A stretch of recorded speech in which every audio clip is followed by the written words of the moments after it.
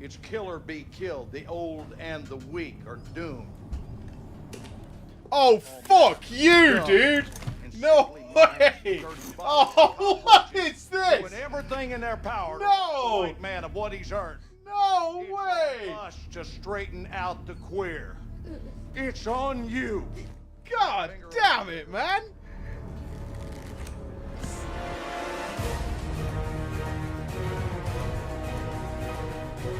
You ready? I don't know if we can talk porn stars. Probably shouldn't. No. Danny D though, mate. Danny D. He's sanded off enough birds.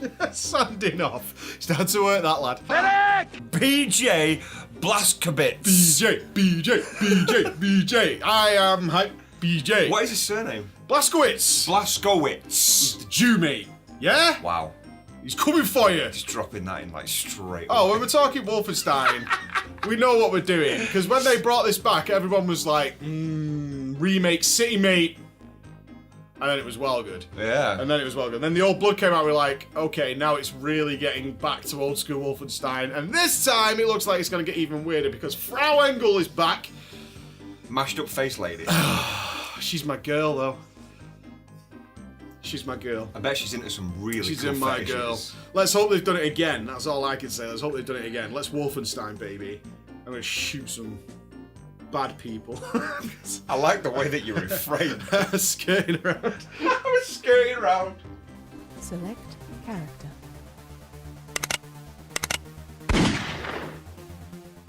Wolfenstein 2, me. Achtung! Wow. Achtung! Hey, Bro. hey, no compromises. That is the theme of this game. They know what they're about and they're not shy whatsoever. They are not messing around. They're not gonna. They don't care. They're like, you know what? Balls to your PC world. We're going in. We know what we're about. We know where this genre started. Because Wolfenstein was always ridiculous. Yeah. Always ridiculous. To see a boss open the door and just go Guten Tag and then start unloading at you with miniguns back in the day, in the old 2D, 3D era. And this game is absurd. It's but very so tongue-in-cheek, good. though, isn't it? It's But it very knows it. tongue-in-cheek. And it uses it to an advantage, Andy. Yeah. And that's what's incredible, is it's utterly absurd. And it says, okay, we're absurd, but we're not Saints Row absurd, right? No. We're not using a dubstep gun. But what we can do is use our absurdity to have fun with this and shock players in ways that other games just can't do. Yeah. And it does that so well. So let me get into the story. BJ is alive. Now, if anyone played Wolfenstein, the new Colossus... Is this a spoiler? No, well, I can't... Let me put it this way. I'm going to tell you very little about the story, and you might say, you've just spoiled it for me. I really haven't. Okay. Go for I it. Go for it. really, truly have not spoiled what this game is about. All you need to know is BJ somehow survives Wolfenstein 1. You're back as BJ, but he is a bit messed up, and he is dying. Okay. He's dying, which is actually represented in the game. You have like half health. You can't get to 100 HP unless you overcharge your HP. You know what's funny is in your notes you've put he's dying and then sad face. It's really sad because BJ is the businessman. He's been the business for like 30 years. Yeah. And we all thought when they remade Wolfenstein, we all thought he was Rip. And it was really sad. But he's BJ. He's BJ. You can't kill BJ. He's the man. He's the absolute man. But the story of this game, I'm going to give you some setting and stuff, but the actual story is easily one of the best things about it. Yeah. So I'm not going to spoil any more than that. I'm going to leave it there. And that's literally the opening of the game. That's the stuff you'll be aware of from when you start the game, should you pick it up, is BJ's alive and you're going to be playing him. But this is one of the most fun games of the year. And a lot of that ties... Oh, it's so good. It's so the first one stupid. was pretty good though, wasn't it? First one was fantastic. Yeah. Loved the first one. And even then it was absurd. I've seen some people playing, this is a bit silly. It's like, it's not. Because it's also really serious in places. And Yeah. it's how it controls that makes it so good. So let's go to the gameplay then. The gameplay is what you expect. It's fast, it's brutal, there's no compromises. You've got machine guns that are going to tear people to pieces, heavy guns which drop off the big units, and they've got Mick Gordon back who did the Doom soundtrack, which everybody loved. Does it play as fast-paced as the Doom remake? Yes.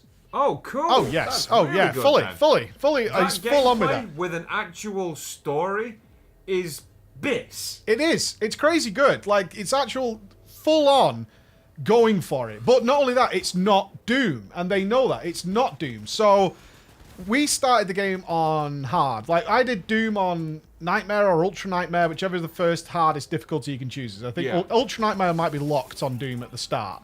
And so I played through Doom on Nightmare with no issues whatsoever. In this one, we did the same, because it's, it's the same company, basically. Except this is Machine Games who developed this one. And couldn't get, like, through the first level. Like, at all. This game's hard. It's really hard. And I was like, what the hell is going on? And then you go, this isn't Doom. On the harder stuff, you're playing a stealth game. And they have stealth stuff in there to get through it, because you're not supposed to be murdering the entire army, right? You're not supposed to be doing that on the harder difficulties. You're supposed to be going in with a much more stealthy approach and getting around the place and sneaking and doing all that kind of stuff. And that's where they change it, because it has got that Doom-esque soundtrack. It is Mick Gordon again. It's got that... You can tell. As soon as the song kicks in, you go, this sounds like Doom. It's like, yeah, it's the same guys, and they've gone with the same sort of soundtrack. Awesome. Yeah, it's really good. And so we played through it. Was hard. The way it's hard, though, Andy, is a really fair balance. It rewards your FPS skill. And by that, I mean mainly, obviously, headshots and obviously looking for weaknesses on certain targets. So you can't just wade in like some sort of... No, you can't just spray a room and kill everybody. You've got to have some sort of I'm saying headshots it. are about 5 times the damage of a bullet not hitting the head. But that transfers even into the hardest enemies in the game. Is if you are good at shooting, you will bring them down real fast. Cool. The switch to that is, though, even on like a normal difficulty, if you think you've killed somebody and you haven't, they'll kill you pretty quick. You will, even at like overcharged health and full armor, you will get melted by an ordinary grunt pretty quickly. Really? Yeah, it's really, that's the way it works. It rewards you. If you're going to kill people, you better bring them down and you better make sure they're dead. And in doing so, if you don't do that, most of the deaths I had was thinking I killed somebody, and they weren't, and they were behind me. And if you are caught in the open with just a grunt, he will melt you down pretty goddamn fast. And that's not to mention the later enemies, which have got laser cannons, all kinds of things. Do you know what I like about that is because you're supposed to be the underdog. Yeah, these are the guards. Yeah. These are the well-equipped guards. Absolutely. And I love that. Even if it's a grunt, it's the fact that he has that potential to mess you up. yeah, I like my FPS, and I play. I don't play them as often as I'd like, but I'm not terrible at FPS. And people kept joining in when we were doing our playthrough, going, "This game looks really easy," and it does look easy if you're getting constant headshots, because you'll be moving through people very, very quickly without taking any damage. Yeah. And it looks like you're melting the room, and then suddenly you're dead because you missed a guy. And that's how it plays. So if you're doing really well and really skillful, it makes the game look easy. But it's actually because that's how you're playing it. You're playing it well. Yeah. And then if you screw up somewhere, you're going to die. Like, you suddenly turn a corner and there's a big guard there and you haven't thought about it, haven't considered what you're going to do about this guy. He's going to melt you. Some things do one-shot you in this game if you get hit. It's as simple as that. You'll get straight one-shot if you're not thinking about what you're doing. But on the other side of that, if you're very good, you can melt through swathes of them because you'll just be like headshot, headshot, headshot, headshot, headshot, and you're bringing them all down. Awesome. Yeah, and it also punishes you in other ways. So these dogs... classically for me, there are dogs, and all they do is tackle you to the ground. They barely do any damage, but being out of control for 3 or 4 seconds while you hit the ground makes you super vulnerable. So the other guards are going to be peppering you while you're on the ground. You're probably going to die. Yeah, you're probably going to die. So that is the trade-off they do, and it was hard to explain that to a lot of people. It's like, this game looks like super easy. I'm like, bro, we've had to turn the difficulty down to this because the accuracy of the guards goes down. Like on the really hard mode, the accuracy is like top notch. So if you get seen, you're getting bullets in you. Yeah. And it only takes a few bullets to get you. And how you're supposed to do some of the later battles, I have no idea. But fair play to those guys who did it on the hardest difficulty, because that's not easy. I'm telling you right now. Yeah. The way the game works is you're obviously trying to bring down Zephyra, and you're moving through, similar to how you were in the first one, is you're trying to bring down the Nazi regime in the United States. Right. Now, the way it does that is by you have a hub area. Again, I don't want to spoil what the hub area is. There are so many interesting characters on it that are all voice acted by proper actors. They're really done well. They feel immersive. They have personalities. You get into them. And in between each mission that you get sent on, you're going to be able to travel around your hub area, speaking to people, talking to them, and interact with them. They'll have miniature stories that are going on, and it all kind of works together to form this community, which is what you're trying to do. The resistance community is what you're doing. Can I ask, I thought you brought down the Nazi regime at the end of the first. I don't know because I've not played it, but I thought that was the whole point of it. No, you kill a guy called Death's Head in the first one. He was like the top surgeon, evil medical guy for the Nazis. You bring him. That's who you bring down in the first one. There's somebody more important in this one. There's somebody more important. Okay. But the main antagonist is actually from the first one. It's Frau Engel, who was in the first one, and you tear her face apart. She's now the main antagonist of this one. Yeah. And there's a lot of propaganda going on about it. And so you've got situations where, like, the KKK have been put in charge of the south of the United States. Right? So you'll go and visit that. You'll actually go to the south of the United States, and the KKK are wandering around in their outfits. And they're all really stupid rednecks and stuff, and it's really funny. And they're in charge down there. They're like running things alongside the Nazis, but the Nazis don't like them. You know what I mean? They're totally disrespecting them. It goes back to the absurdity of aliens going to space, and also I always get the name wrong. It's like D You Should, but because obviously it's supposed to be set around the World War II era. Yeah. But there's laser guns and there's technology and cyborgs and all kinds of crazy stuff. So this is this ancient. A group of Jews who have access to technology that's hundreds and hundreds of years in advance. They're brought into the game in the first one. The main guy you deal with in the first one called Set, he's still a part of your resistance group. And therefore you have access to technology which is, let's just say it's very, very powerful and super fun at the same time. Because nothing in this game isn't there because it's not fun. It's just, is this fun? That seems to be the question. It's like, is this gun fun? There's only like 5 guns in the game. But it's like, is this fun? That's it. And it follows the same idea of collectibles. So you'll pick up weapon upgrades. Each gun has 3 different upgrades. There's a perk system on it, which is really interesting. I checked mine at the end. So the way you play the game levels up the perks in certain areas. So if you're getting constant headshots, you'll get bonuses to headshot damage. And then when you finish the game, you can see all your perks, and you'll find that a lot of them you got 0 in. There aren't that many. There's only like 30 different perks, but it's like stealth kills, kills with grenades. I didn't like grenades. By the end of it, I had no perk in grenades. But if I liked grenades, I would have unlocked having more grenades doing more damage. Can you see what you're aiming towards, or is it a surprise Yeah, you can. thing? So it even will give you an example. Like, I think one of the grenades ones, one of the perks was kill people with grenades while they have a grenade, things like that. Oh, and it'll give you an wow. example. It's like you could shoot their grenade, perhaps. You know, things like that. Like You could- Deadpool. Yeah, exactly like that. But it was like stealth takedowns. How many of these did you do? How much melee combat did you do? And if you do more melee combat, it's going to buff you in that area.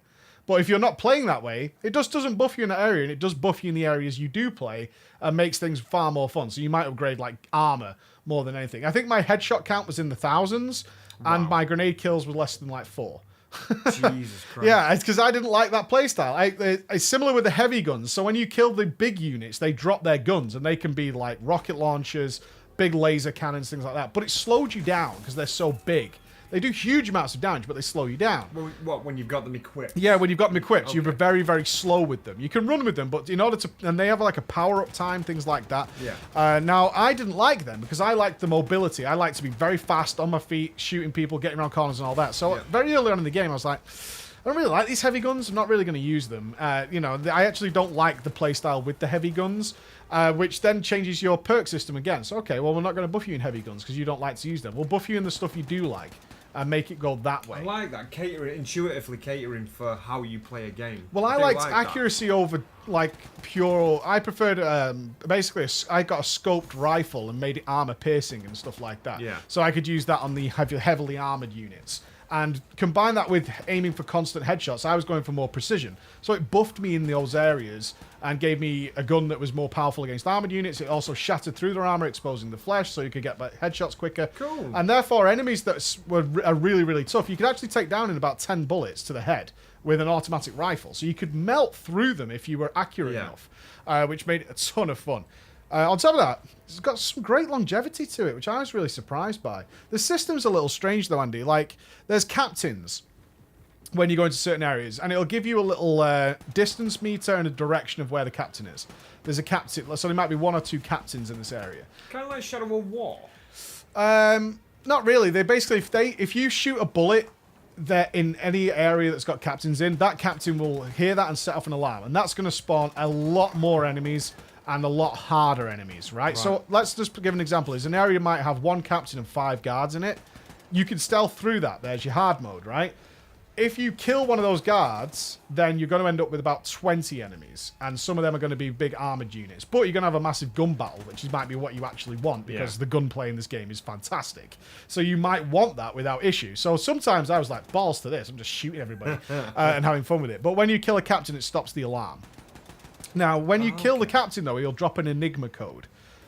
So you pick up these Enigma codes. Now, the strange thing about the Enigma machine is it tells you need an Enigma machine for these. And you'll get, say, 40, maybe more Enigma codes through your playthrough. It's only at the very end of the game it unlocks the Enigma machine. Now, you can see it in your hub machine. And you can kind of bamboozle the game by doing some platforming and get up to it, but you can't interact with it. Right. And this is longevity. After you finish the game, because there's collectibles in there, so there's a guy called Max Haas who's in the first one, he's a massive bulky dude, but he's simple. Yeah. He's had some head injuries. You can collect his toys and things like that throughout the levels to bring back for him. So you can pick up maybe a plane and bring it back for him to play with.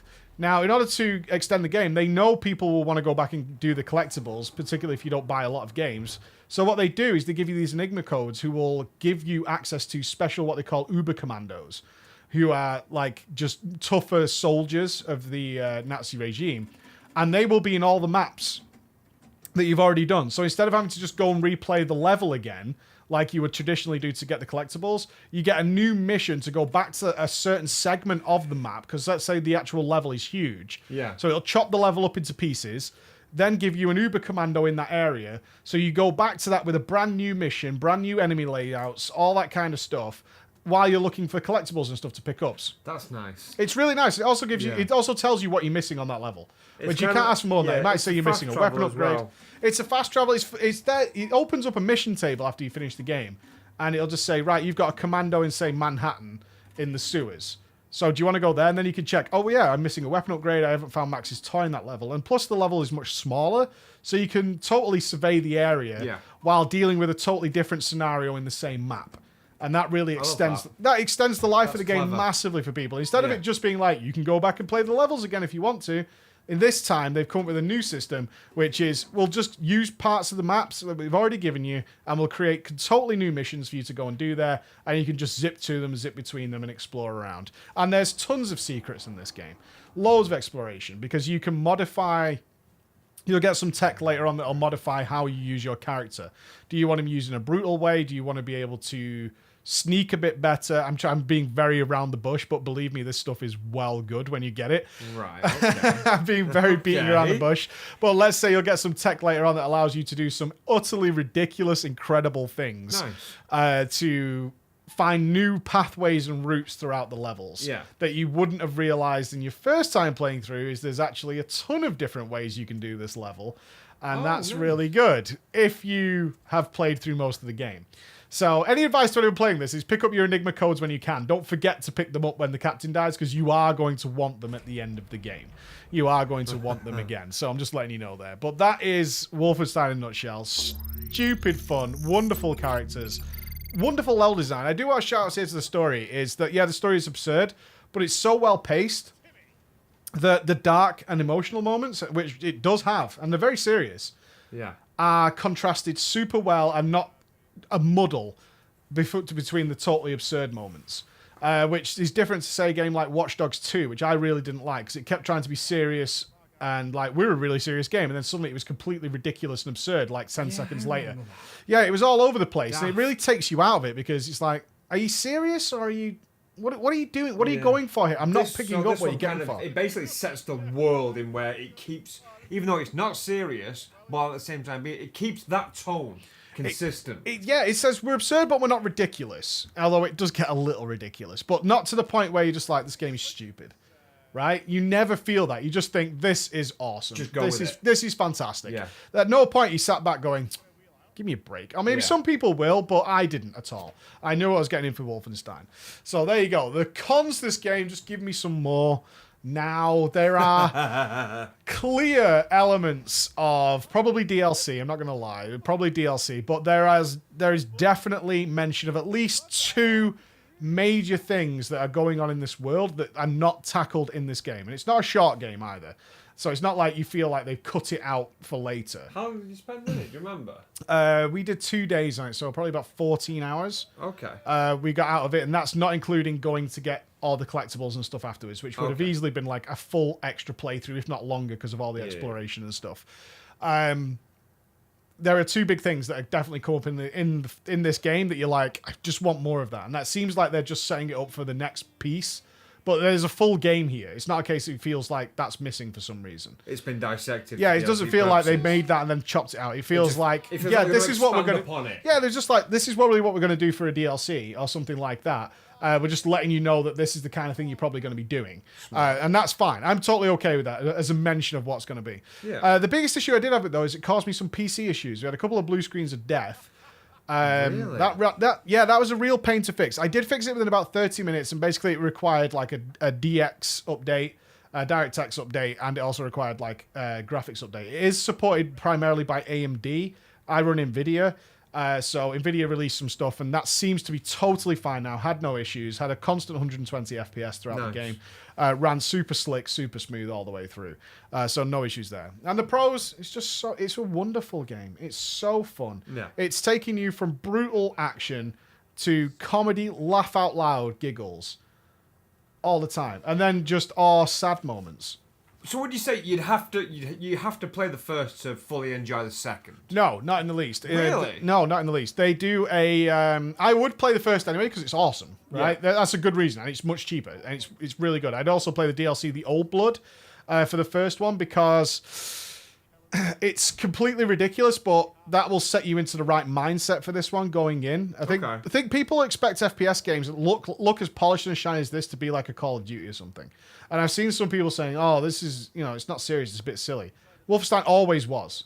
Absolutely. Always was. This isn't BioShock. It's not about that, right? This is about having fun with what they do.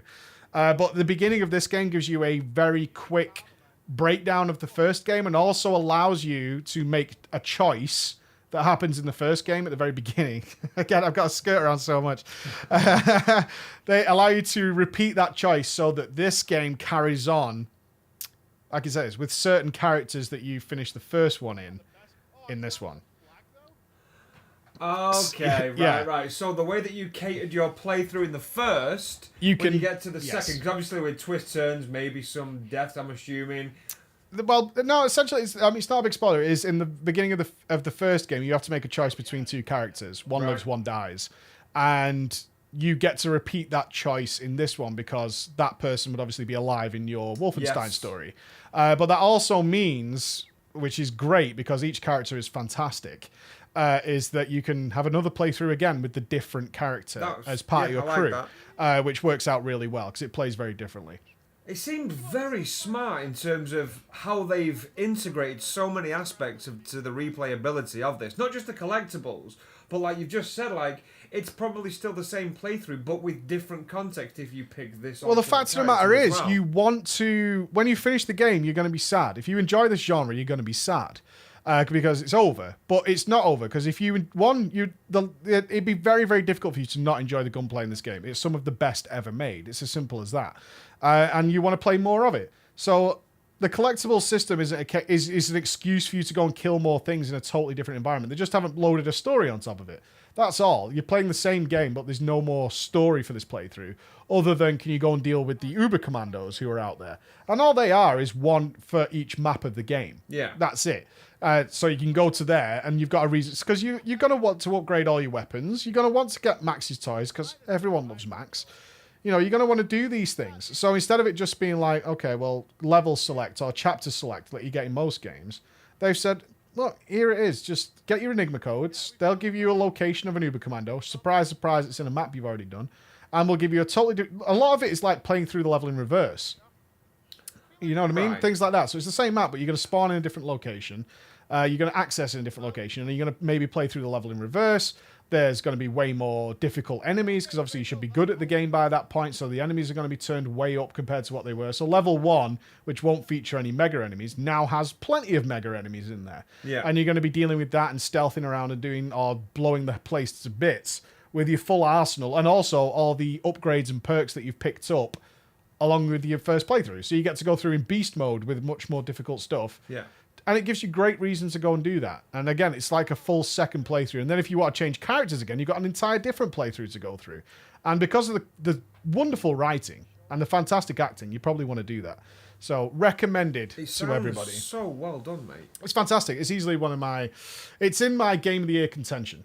I'm definitely going to pick up the first on Steam. I would pick and up the get to date first with and this. the DLC, and Yeah. you will understand immediately what this is all Just about. listening to you go on about that, that's sort of like tipped the balance. I thought I could watch it and I could let it, you know, I could maybe catch some clips on YouTube or something, maybe watch the clips of this, but that's tipped the balance. I think I'm genuinely gonna want have to play do this. a hard mode. I think it's called Uberleden.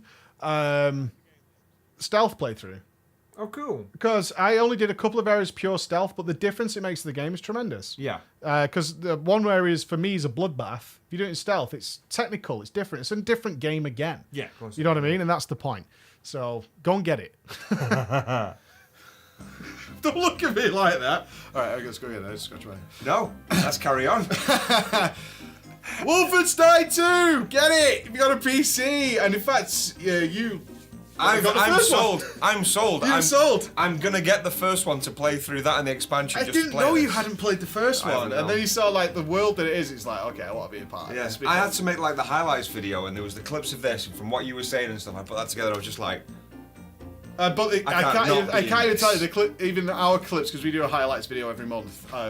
Don't do it justice. Yeah. Of being in there and being a part of it, and just it was so difficult to actually record this review without dropping major bombs, because it starts from the beginning and it keeps going, and they are so good that you don't want to ruin it for anybody. Yeah. So pick it up, man. Pick it up. It's just everything you want it to do, and I hope the DLC is as good as. And it was also nice. It's got longevity to it. yeah, That isn't cheesy. Oh my god. There's nothing worse than like just... I hate chapter arbitrary selects. collectibles. Yeah, play the and- game again. If you want to get more, play the whole game. It's like... Instead, just mixing it up and just throwing different enemies in. Totally fine. Yeah. Check that out, man. Thank you so much for watching. And if you want to see the VOD of our playthrough, if you're still not convinced, you can see it down below. Other than that, we'll see you again. It's a carpet. Doing that Mario was. next, mate.